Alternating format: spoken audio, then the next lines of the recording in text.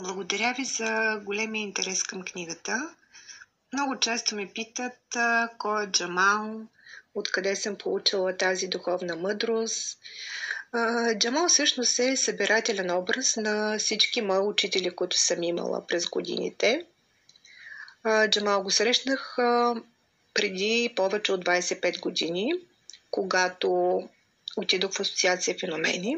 Откриха ме странни способности. За времето са наистина странни способности. Можех да усеща мислите на хората, бъдещи събития. Тогава моя баща ме заведе в Асоциация Феномени.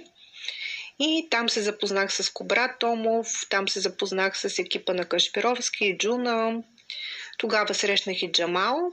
От него научих неща, които не бях чувала през живота си, че не трябва да търся щастието в външни пространства, а да го търся дълбоко в храма на душата си. Всъщност това е сентенцията на самата книга.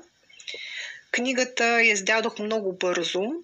Тя беше издадена буквално за 2 седмици. Никога през живота си не бях издавала книги, но така се случи, че просто хората много я харесаха. Тя беше 1000 пъти споделена. И така, според броя на споделяния и литературната критика, тя беше обявена за бестселър на годината, за което искам да благодаря на всички мои читатели. Сега следва второ разширено издание. Всички диалози, които са вътре първата книга, ще ги има, но ще присъстват и едни от най-четените диалози, плюс някои мъдрости, които съм нарекла пътя към храба на душата. Ще има и молитви, които са много силни в края на книгата. Книгата очакваме съвсем скоро да бъде издадена. Английският вариант на Учителю кажи ми, Master Let Me Know, всъщност в момента се работи по нея в холивудско студио. Тя ще бъде издадена във вид на анимирана версия.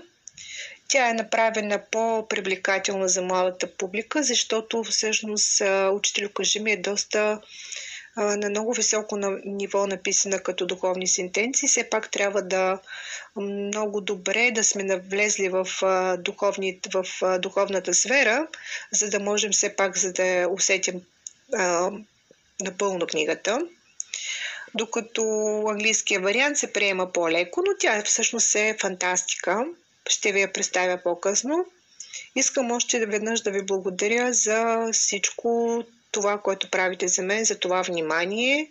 Съвсем скоро започва и нашето турне на книгата. Предполагаме, че след 5 август, на 4 август всъщност ще бъде представянето в Сливен. Разбира се, все още не сме фиксирали точната дата напълно сигурно, защото книгата все още е в печатницата.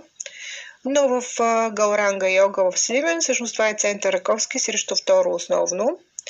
Там ще бъде представянето от 6:30, може да заповядате. Разбира се, аз ще потвърдя допълнително това събитие. И след 5 август започва нашето турне. В няколко града ще бъде представянето. Артистите ще представят едни от най-четените диалози, но за сега няма да издавам. Всичко с времето си. Още веднъж ви благодаря и ви желая прекрасен ден и помнете, че всичко, което търсим, се намира в храма на душите ни.